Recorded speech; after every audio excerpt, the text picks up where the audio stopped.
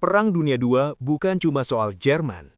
Di sisi lain peta, ada satu mesin perang yang berjalan di atas tulang-tulang rakyatnya sendiri, yaitu Uni Soviet.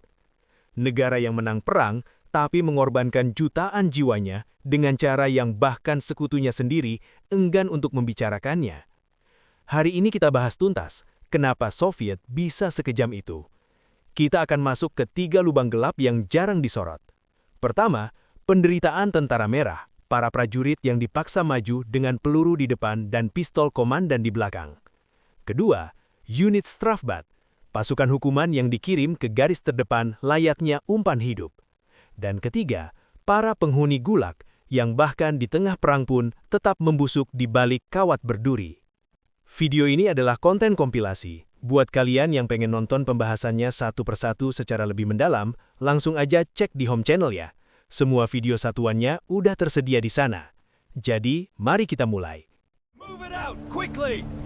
Pada 1939, Uni Soviet menetapkan Undang-Undang Wajib Militer Umum. Isinya sederhana, setiap pemuda usia tertentu wajib menjadi tentara. Pengecualian hanya diberikan bagi mereka yang cacat fisik atau bekerja di sektor industri vital. Bagi jutaan pemuda desa dan buruh kota, artinya satu, cepat atau lambat, mereka akan dipanggil. Proses rekrutmen berlangsung keras. Aparat lokal datang ke desa dengan daftar nama. NKVD memastikan tidak ada yang menolak. Ada kasus di mana truk militer berhenti di alun-alun desa, aparat memanggil nama, lalu membawa pemuda naik tanpa banyak penjelasan. Jika ada yang mencoba bersembunyi, mereka dicari, ditangkap, bahkan dipaksa dengan ancaman hukuman. Propaganda resmi menggambarkan hal ini sebagai kebanggaan. Poster menampilkan prajurit muda dengan wajah tegas, seragam bersih, dan slogan patriotik. Membela tanah air sosialis adalah kehormatan tertinggi. Namun kesan di lapangan sering jauh berbeda. Banyak yang berangkat dengan kepala tertunduk, wajah muram, dan hanya membawa pakaian seadanya. Setelah resmi masuk dinas, kehidupan seorang prajurit tentara merah dimulai di barak. Barak-barak ini tersebar di seluruh Uni Soviet, dari wilayah Rusia bagian barat hingga Siberia. Kondisinya sederhana dan padat. Dalam satu ruangan, puluhan ranjang besi bertingkat dijajarkan rapat. Kasurnya tipis, bantal keras, dan selimut seadanya. Udara bercampur bau lembab, keringat, dan asap dapur. Bagi banyak pemuda desa, ini pertama kalinya mereka hidup bersama ratusan orang lain di bawah satu aturan tunggal. Ransum standar biasanya terdiri dari bubur gandum, kasya, sup encer, dan sepotong roti hitam. Pada hari-hari tertentu, tambahan berupa ikan asin atau daging kecil diberikan. Namun di masa mobilisasi besar, terutama tahun 1941, suplai sering menipis.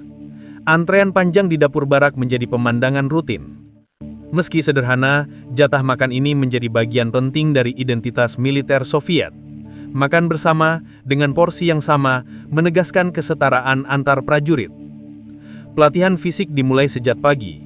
Push up, lari, latihan baris berbaris, dan marching dengan beban penuh. Senjata utama yang diperkenalkan pertama kali adalah senapan Mosin Nagant, senjata bolt action yang sudah lama digunakan sejak zaman Tsar. Prajurit belajar membongkar pasang senapan, membersihkan laras, dan menembak sasaran pada jarak berbeda. Selain itu, ada latihan melempar granat, merayap di tanah berlumpur, serta simulasi serangan malam. Namun pelatihan militer hanya setengah dari keseharian. Separuh lainnya adalah indoktrinasi politik. Setiap unit memiliki komisaris politik yang bertugas memastikan prajurit loyal pada Partai Komunis. Sesi khusus diadakan secara rutin, berisi ceramah tentang ideologi Marxis-Leninis, bahaya kapitalisme dan ancaman fasisme. Diskusi formal digelar, meskipun pada praktiknya lebih menyerupai monolog satu arah. Surat dari rumah selalu melalui sensor militer. Kata-kata yang dianggap melemahkan semangat, mengkritik pemerintah, atau mengandung nada putus asa bisa dipotong atau bahkan ditahan. Bagi prajurit ini menciptakan perasaan terisolasi. Mereka jauh dari keluarga, dan bahkan komunikasi sederhana pun dikendalikan negara. Di balik semua tekanan itu, terbentuk juga pola solidaritas khas. Prajurit berasal dari berbagai latar belakang, Rusia, Ukraina, Asia Tengah, dan Kaukasus. Perbedaan bahasa dan logat sering menimbulkan salah paham. Namun dalam barak yang sempit dan latihan yang melelahkan, kebersamaan menjadi satu-satunya jalan untuk bertahan. Mereka saling berbagi roti kering, menukar sepatu, atau bercanda di sela jam istirahat. Rutinitas barak dengan disiplin keras, ransum sederhana, dan pengawasan politik yang ketat bertujuan mencetak prajurit yang seragam. Tubuh terlatih, pikiran disiplin, dan kesetiaan mutlak pada partai. Dengan cara inilah, pemuda desa atau buruh pabrik diubah menjadi bagian dari mesin militer Soviet, siap dikirim ke garis depan yang menanti mereka. Ketika invasi Jerman dimulai pada Juni 1941, jutaan prajurit Tentara Merah digerakkan ke garis depan. Bagi banyak orang yang baru selesai masa pelatihan, peralihan dari barak ke medan tempur berlangsung sangat cepat. Kekurangan peralatan segera terasa. Banyak unit bergerak tanpa cukup radio untuk komunikasi, kendaraan truk untuk logistik, bahkan sepatu yang layak. Sebagian besar artileri masih ditarik kuda. Tank modern seperti T-34 baru saja masuk produksi dan jumlahnya masih sedikit. Prajurit infanteri sering berjalan kaki berhari-hari hanya membawa senapan dan perbekalan minim. Disiplin lapangan sangat keras. Pada Juli 1942, Stalin mengeluarkan Order 227, dikenal dengan slogan "Tidak ada langkah mundur". Perintah ini melarang mundur tanpa izin. Di belakang pasukan tempur dibentuk detasemen pengadang dari NKVD. Tugas mereka adalah menembak tentara yang melarikan diri dari garis depan. Hukuman lain adalah penempatan di Batalion Hukuman Strafbat, unit yang dipaksa melakukan misi paling berbahaya seperti membersihkan ladang ranjau atau menyerang posisi musuh tanpa perlindungan.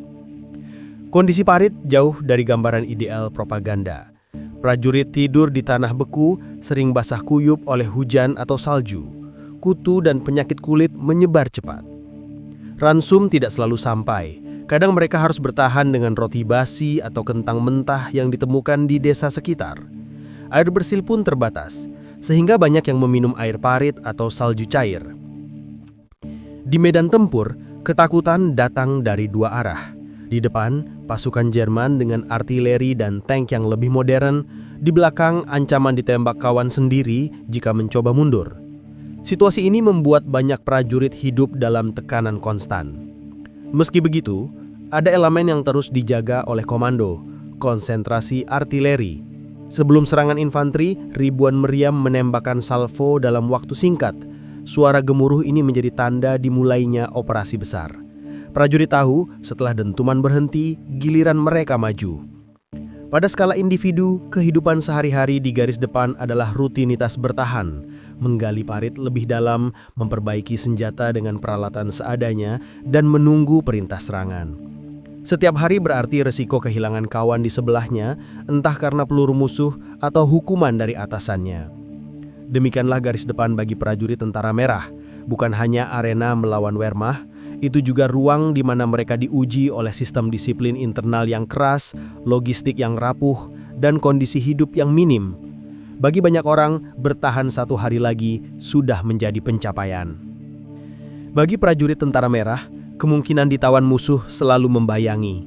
Pada fase awal Operasi Barbarossa, jutaan prajurit Soviet dikepung dan ditangkap. Dalam catatan Jerman, antara 1941 hingga 1942 saja, lebih dari 3 juta tentara Soviet jatuh ke tangan Wehrmacht. Kondisi tawanan sangat buruk. Banyak yang dikurung di lapangan terbuka tanpa tenda, dengan makanan minim, hanya roti atau sup encer sekali sehari.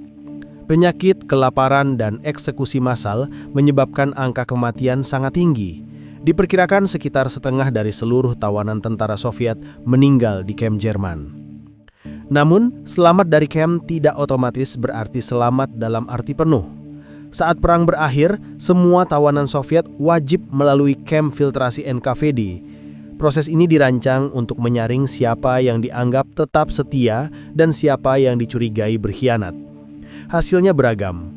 Sebagian akhirnya dibebaskan atau dimobilisasi ulang. Sebagian kecil dijadikan tenaga kerja kembali di unit logistik. Tetapi ratusan ribu lainnya dicap kolaborator atau pengecut, lalu dikirim ke Gulag. Bagi negara, tertawan berarti gagal. Stalin secara terbuka menyatakan bahwa tentara Soviet sejati tidak boleh ditawan. Konsekuensinya, status eks-tawanan membawa stigma berat. Banyak yang sulit kembali bekerja, sulit dipercaya, bahkan dalam keluarga mereka sendiri mereka sering menghadapi tatapan curiga. Kisah seperti ini bukan pengecualian. Satu prajurit bisa berjuang sejak 1941, ditangkap saat pertempuran, selamat dari kelaparan kamp Jerman, lalu kembali pada 1945 hanya untuk dipindahkan ke Siberia. Dalam logika rezim, bertahan hidup di tangan musuh sama dengan bukti bahwa ia pernah berkolaborasi. Demikianlah menjadi tawanan bagi prajurit Tentara Merah berarti menghadapi dua kemungkinan: mati di kamp musuh atau selamat hanya untuk masuk sistem hukuman negaranya sendiri. Bagi mereka, garis depan tidak pernah berakhir, bahkan setelah perang selesai. Ketika perang berakhir pada 1945, jutaan prajurit Tentara Merah mulai dipulangkan. Dalam catatan resmi, mereka dipandang sebagai pahlawan. Namun pengalaman di lapangan jauh lebih kompleks.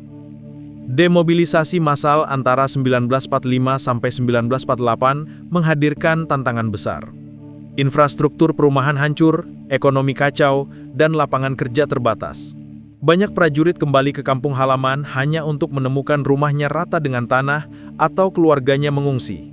Veteran tanpa tempat tinggal harus tinggal di barak darurat atau menumpang kerabat. Veteran cacat perang menghadapi situasi lebih sulit. Jumlah amputan sangat besar. Dijuluki samovar karena tubuh mereka penuh prostetik. Pemerintah Soviet sering berusaha menyingkirkan mereka dari ruang publik. Mereka dipindahkan ke panti khusus atau desa kecil agar citra kemenangan tidak tercoreng oleh tubuh-tubuh yang rusak. Tunjangan dan pekerjaan juga terbatas.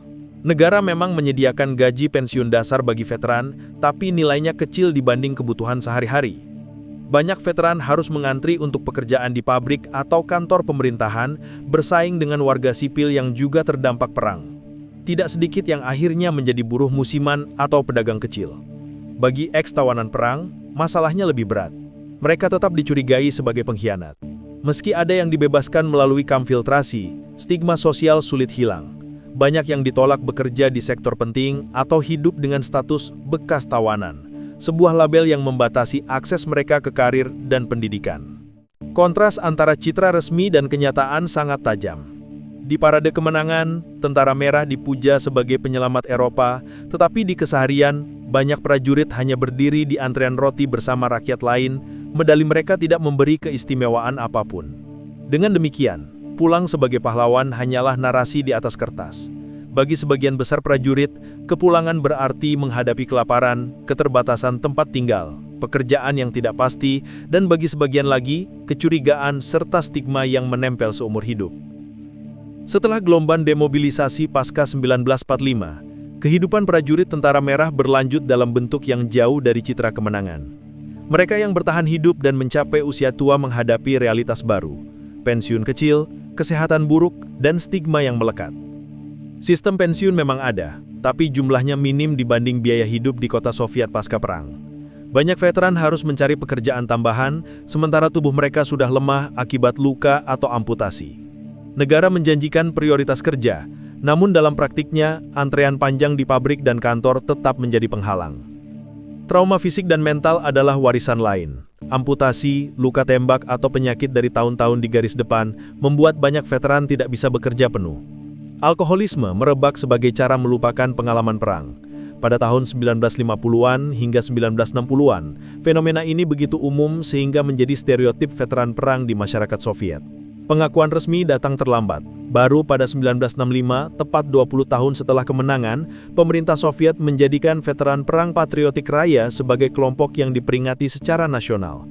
Parade, medali tambahan, dan tunjangan simbolis diberikan. Namun bagi banyak veteran, pengakuan itu datang setelah masa muda mereka habis dalam kesulitan.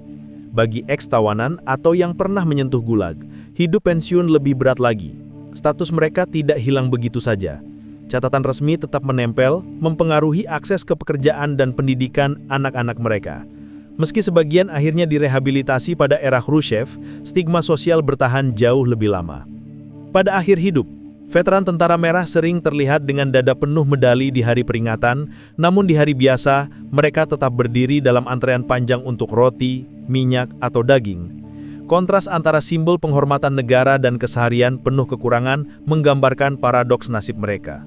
Bagi sebagian, perang memang berakhir pada 1945, tapi bagi banyak veteran Tentara Merah, perang itu membekas sepanjang hidup dalam bentuk tubuh yang rusak, trauma yang tidak pernah sembuh, dan status sosial yang selalu berada di antara penghormatan dan kecurigaan. Begitulah nasib prajurit Tentara Merah. Mereka bukan cuma lawan Nazi, tapi juga dihantam negaranya sendiri.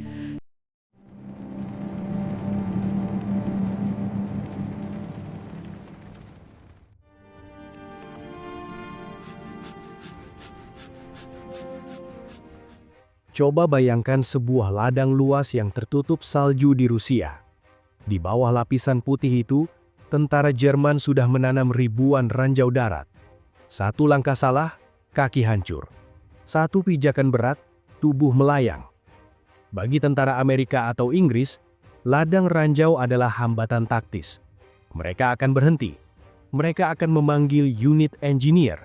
Mereka akan menyapu area itu perlahan dengan detektor logam, merayap inci demi inci untuk menjinakkan peledak itu. Itu prosedur standar. Itu cara manusiawi untuk berperang. Tapi di front timur, Jenderal Soviet Georgi Zhukov punya metode yang berbeda. Metode yang jauh lebih pragmatis. Metode yang membuat Jenderal Amerika Dwight D. Eisenhower terdiam kaku saat mendengarnya. Zhukov pernah berkata dengan wajah datar, "Saat kami bertemu dengan ladang ranjau, infanteri kami terus menyelang. Kami menyuruh mereka maju melewati ladang itu, sama seperti mereka melewati tanah lapang biasa." Resapi kalimat itu pelan-pelan. Zhukov tidak menyuruh mereka menjinakkan ranjau. Dia menyuruh mereka menginjaknya. Dia mengirim gelombang manusia untuk berlari sekencang-kencangnya ke arah kematian. Orang pertama meledak, orang kedua meledak, orang ketiga hancur berkeping-keping. Tapi orang keempat, kelima, dan keenam terus berlari di atas sisa-sisa tubuh teman mereka. Mereka terus berlari sampai semua ranjau itu habis meledak. Mereka membersihkan jalan itu dengan daging, tulang, dan darah mereka sendiri. Inilah yang disebut sebagai The Tramplers, pasukan penginjak maut. Dan sebagian besar orang yang dikirim untuk melakukan tugas gila ini berasal dari satu unit khusus yang namanya menjadi momok paling menakutkan bagi setiap warga Uni Soviet, yaitu Stratbat. Stratbat adalah singkatan dari Strafny Battalion atau Batalion Hukuman. Ini adalah tempat pembuangan akhir bagi siapa saja yang dianggap sampah oleh rezim Stalin. Di sini berkumpul para desertir yang lari dari pertempuran sebelumnya. Di sini ada para kriminal, pembunuh, dan pencuri yang ditarik paksa dari penjara Gulag yang beku. Di sini juga ada para perwira yang gagal menjalankan tugas, atau intelektual yang salah bicara soal politik di kantin. Di dalam parit Stratbat, latar belakangmu hilang, pangkatmu dicabut, medalimu ditarik. Kamu hanyalah angka. Kamu adalah properti negara yang nilainya lebih murah daripada peluru senapan dan jauh lebih murah daripada tank T-34. Konsep dari batalion ini berdiri di atas satu logika yang mengerikan, penebusan dosa melalui darah. Negara menganggap kamu bersalah, kamu adalah pengkhianat atau penjahat. Dan satu-satunya cara untuk membersihkan nama baikmu, satu-satunya cara agar keluargamu di rumah tetap mendapatkan jatah makan, adalah dengan menumpahkan darahmu sendiri di garis depan. Tugas Stratbat selalu sama. Mereka selalu ditempatkan di sektor paling berbahaya. Jika ada benteng Jerman yang penuh dengan senapan mesin MG42, Stratbat yang maju duluan. Jika ada sungai yang airnya beku dan jembatannya putus, Stratbat yang harus menyeberang duluan. Jika ada ladang ranjau yang harus dibersihkan untuk lewatnya tank, Stratbat yang harus berjalan di atasnya. Mereka adalah umpan peluru. Fungsi taktis mereka hanya satu, memaksa musuh membuang-buang amunisi mereka. Setiap peluru Jerman yang bersarang di dada prajurit Stratbat adalah satu peluru yang meleset dari prajurit elit Soviet. Itu hitung-hitungan matematikanya. Di unit reguler, seorang prajurit masih punya harapan untuk pulang. Mereka masih bisa bermimpi melihat istri dan anak mereka. Tapi saat seseorang masuk ke dalam truk menuju Strahd, harapan itu harus ditinggalkan di pintu gerbang. Tingkat kematian di unit ini pada operasi ofensif bisa mencapai 90%. 9 dari 10 orang pasti mati. Bagi mereka, kematian adalah kepastian. Pertanyaannya hanya kapan dan seberapa sakit. Mereka adalah mayat hidup yang masih bernafas, menunggu giliran untuk jatuh ke tanah beku Rusia dan dilupakan selamanya.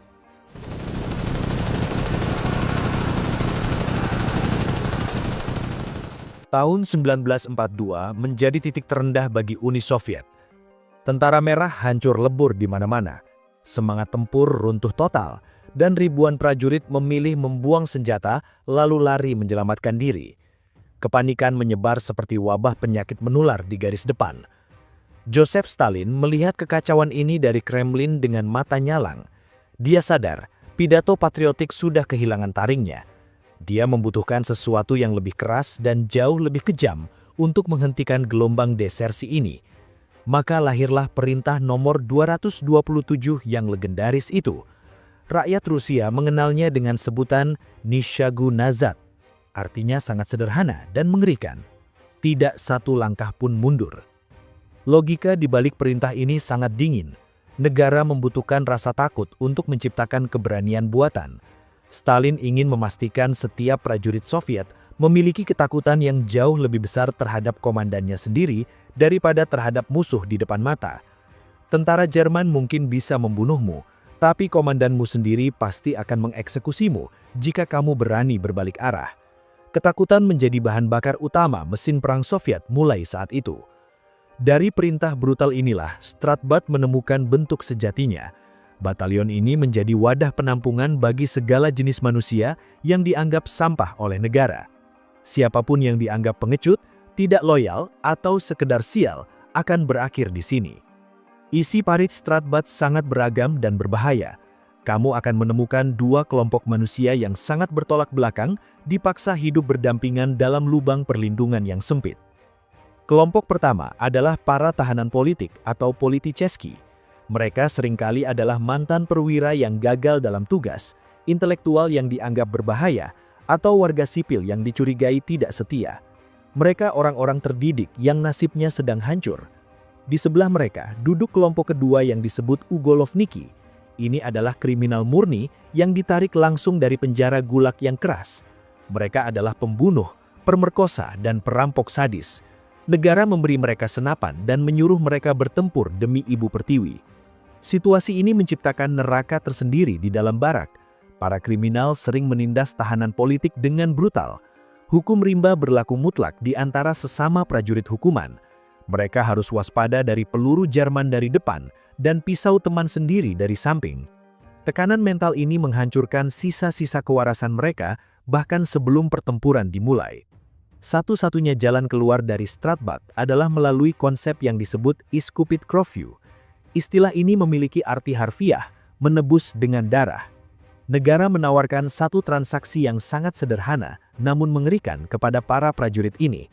Dosa masa lalu mereka akan dianggap lunas hanya jika mereka menumpahkan darah di medan perang.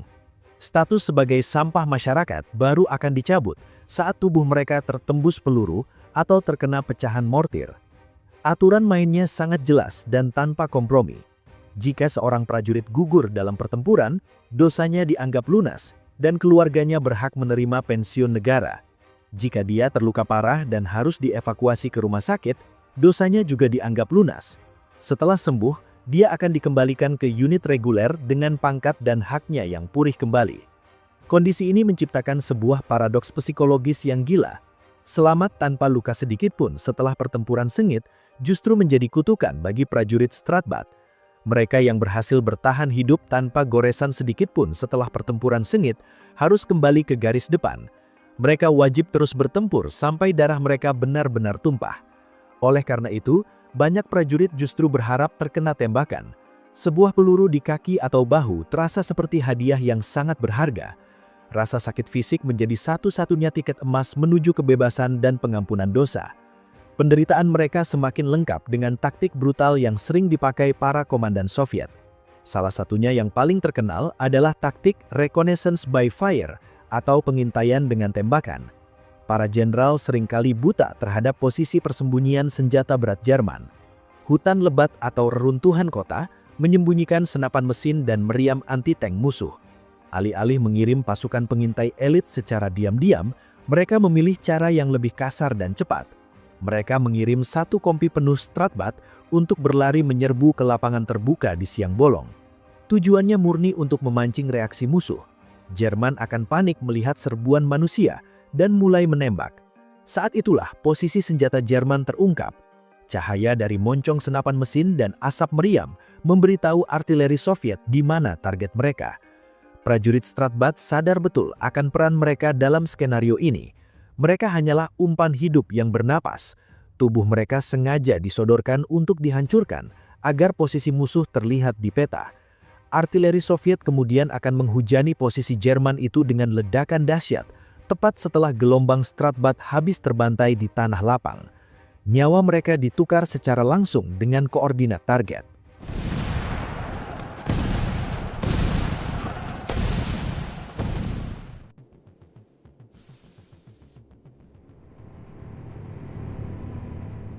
Posisi mereka terjepit sempurna di antara dua mesin pembunuh.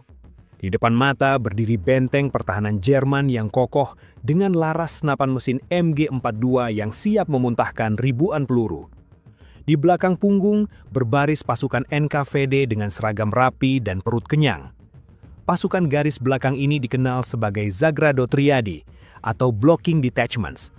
Tugas mereka sangat spesifik dan dingin. Mereka menembak siapa saja yang mencoba lari dari pertempuran. Senapan mesin Maxim mereka membidik punggung saudara sendiri. Prajurit Stratbat menghadapi kalkulasi matematika yang brutal. Lari mundur menjanjikan kepastian mati 100% di tangan polisi rahasia Stalin. Lari maju menawarkan peluang hidup 10% jika keberuntungan sedang memihak. Insting bertahan hidup memaksa kaki mereka terus melangkah ke arah Jerman. Rasa takut terhadap eksekusi instan mengalahkan rasa takut terhadap pertempuran. Kondisi paling menyiksa terjadi saat serangan gagal total di tanah tak bertuan. Pasukan seringkali tertahan di tengah lumpur beku karena tembakan Jerman terlalu rapat. Mereka harus tiarap berjam-jam di samping mayat rekan mereka yang mulai kaku. Angin musim dingin menusuk tulang sementara rintihan teman yang sekarat terdengar jelas di telinga. Mundur sedikit saja memicu tembakan peringatan dari NKVD. Mereka terjebak dalam kelumpuhan total menunggu malam turun atau kematian menjemput. Konstantin Rokossovski berdiri sebagai bukti paling nyata dari kegilaan sistem ini. Dia mengakhiri perang sebagai salah satu marsekal Uni Soviet yang paling dihormati dan memimpin parade kemenangan di lapangan merah dengan bangga. Namun beberapa tahun sebelumnya, dia hanyalah tahanan tak berdaya di ruang interogasi NKVD yang dingin. Penyiksa mematahkan tulang rusuknya dan mencabut kuku jarinya satu persatu. Dia selamat dari pembersihan itu dan kembali memimpin pasukan garis depan. Kisahnya menunjukkan bahwa semua orang hanyalah aset di mata Stalin. Jenderal bintang 4 maupun prajurit rendahan sama-sama bisa menjadi tumbal jika negara menghendaki. Sejarah resmi Uni Soviet kemudian memilih untuk mengubur kisah Stratbat dalam-dalam selama puluhan tahun. Para sejarawan negara merasa malu mengakui fakta bahwa kemenangan besar mereka dibangun di atas punggung para kriminal dan tahanan politik. Buku-buku pelajaran sekolah hanya mencatat kepahlawanan patriotik yang suci dan murni. Mereka menghapus jejak darah kotor para prajurit hukuman ini dari memori kolektif bangsa. Kita harus mengingat mereka sebagai The Tramplers atau sang penginjak maut. Tubuh mereka hancur berkeping-keping di ladang rancau agar tank T-34 bisa melaju dengan aman menuju Berlin. Mereka membuka jalan kemenangan dengan cara paling harfiah dan brutal. Dunia merayakan jatuhnya Nazi Jerman dengan pesta pora. Di sisi lain, tanah beku di front timur menyimpan kebenaran yang sunyi. Ribuan tulang belulang tak bernama masih terkubur di sana sebagai saksi bisu. Mereka membayar harga termahal untuk sebuah perang yang melihat mereka hanya sebagai alat sekali pakai.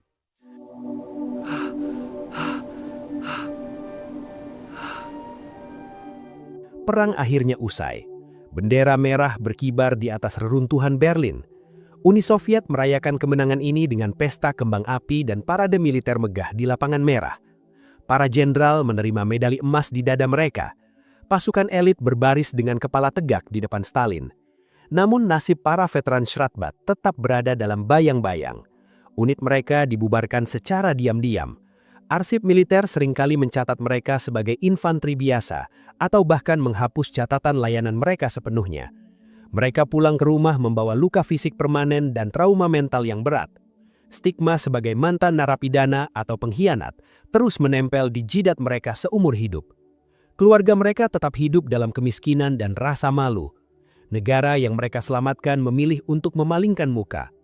Pengakuan resmi baru muncul puluhan tahun kemudian saat Uni Soviet runtuh dan arsip rahasia mulai terbuka. Kita baru mengetahui skala pengorbanan mereka dari tumpukan kertas tua itu berdebu. Kisah Shratbat mengajarkan kita satu hal penting tentang realitas perang total.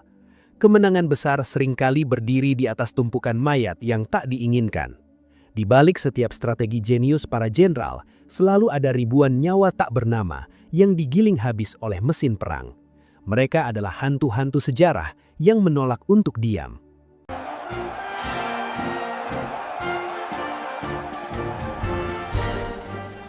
Bagi kebanyakan orang, Perang Dunia Kedua di Eropa berakhir pada Mei 1945. Hari kemenangan, parade, dan kelegaan massal. Tapi bagi ratusan ribu prajurit Wehrmacht Jerman, menyerah bukanlah akhir dari perang. Justru sebaliknya, itu adalah gerbang menuju babak baru yang jauh lebih mengerikan. Neraka kam kerja paksa Soviet yang dikenal sebagai Gulag. Ini bukan sekadar penjara.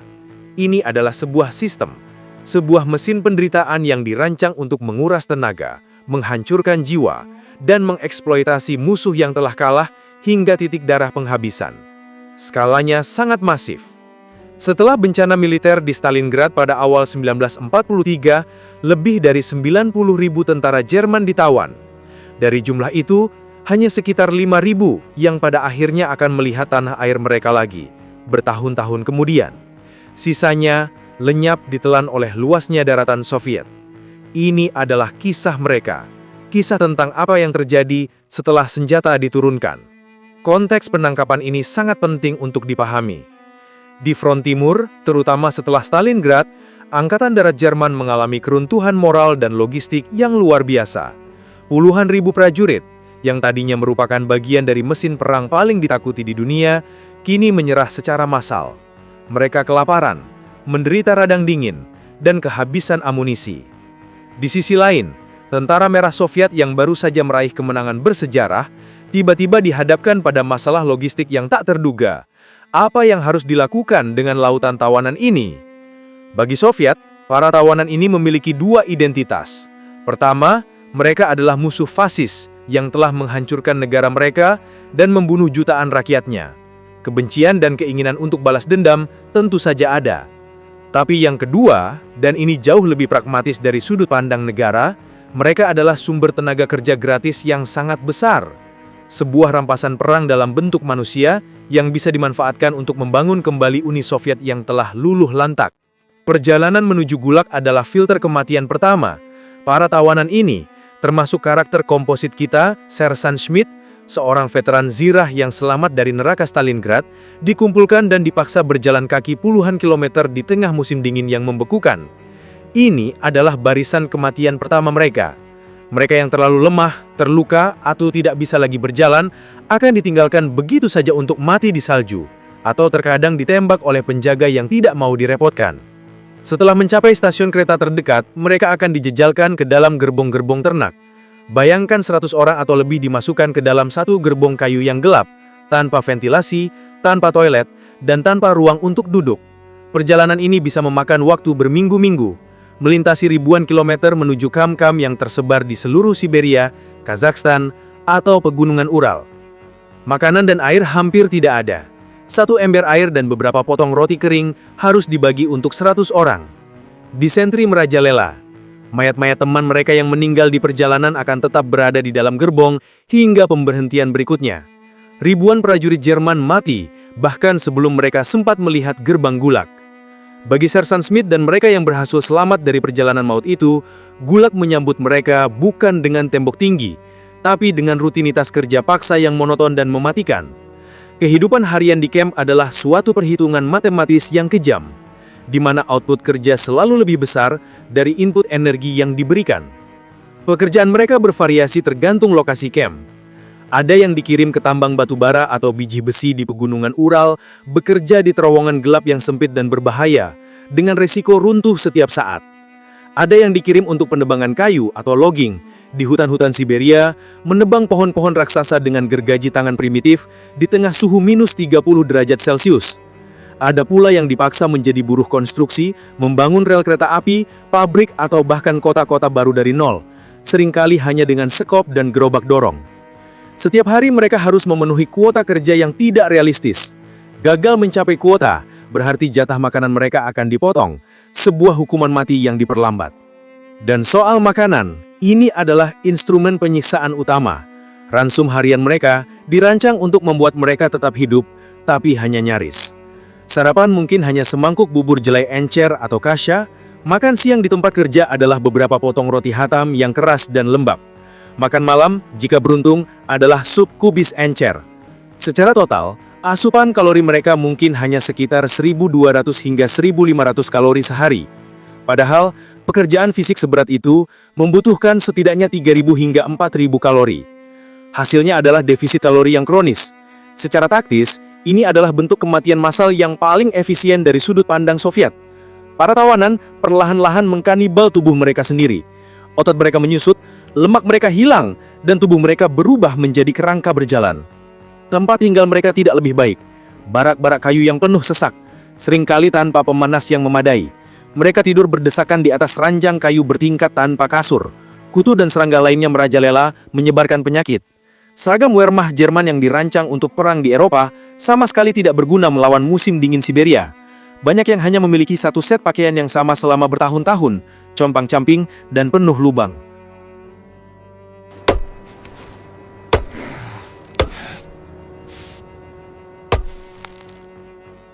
Secara psikologis, ini adalah lingkungan yang dirancang untuk menghancurkan harapan. Ketakutan konstan terhadap para penjaga, rasa sakit akibat kelaparan dan kelelahan, serta keputusasaan karena tidak tahu kapan atau apakah mereka akan pernah pulang, semuanya menggerogoti kewarasan mereka. Dari seorang sersan panzer yang bangga, Schmidt kini hanyalah seorang nomor, sebuah angka dalam statistik produksi camp.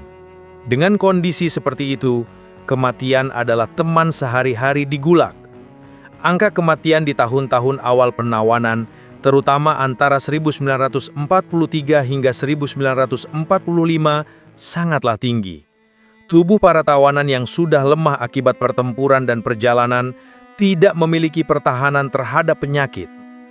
Penyakit yang paling dominan adalah tifus, yang disebarkan oleh kutu yang merajalela di barak-barak yang kotor. Disentri juga menjadi pembunuh massal akibat sanitasi yang buruk dan air yang terkontaminasi. Dan tentu saja, penyakit yang disebabkan oleh malnutrisi kronis seperti kacheksia, penyusutan tubuh ekstrim, dan scurvy, kekurangan vitamin C. Perawatan medis hampir tidak ada. Rumah sakit di camp seringkali hanyalah sebuah barak terpisah di mana para tawanan dibiarkan mati. Data dari Stalingrad adalah contoh paling ekstrim.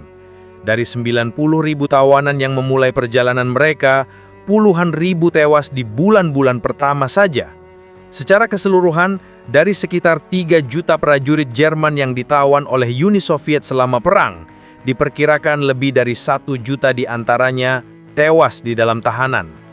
Dari sudut pandang taktis Soviet, ini adalah konsekuensi logis dari kebijakan mereka. Prioritas utama adalah produktivitas kerja, bukan menjaga kesehatan tawanan. Seorang tawanan adalah sumber daya yang bisa dibuang. Jika satu orang mati, masih ada ribuan lainnya yang bisa menggantikannya. Soviet tidak secara aktif melakukan genosida terhadap tawanan Jerman seperti yang dilakukan Nazi terhadap tawanan Soviet. Tetapi mereka menciptakan sebuah sistem yang secara pasif menghasilkan tingkat kematian yang mengerikan melalui kelalaian dan eksploitasi yang disengaja. Namun, tidak semua tawanan diperlakukan sama. Soviet, sebagai ahli propaganda, melihat peluang lain pada para tawanan ini. Sebagian kecil dari mereka terutama para perwira yang bersedia bekerja sama atau mereka yang memiliki sentimen anti-Nazi, dipilih untuk tujuan khusus. Mereka dimasukkan ke dalam organisasi seperti Komite Nasional untuk Jerman Merdeka, National Komite Freies Deutschland. Para anggota komite ini diberi fasilitas yang jauh lebih baik. Makanan mereka lebih bergizi, barak mereka lebih bersih, dan mereka tidak diwajibkan melakukan kerja paksa yang berat. Tugas mereka adalah menjadi alat perang psikologi Soviet.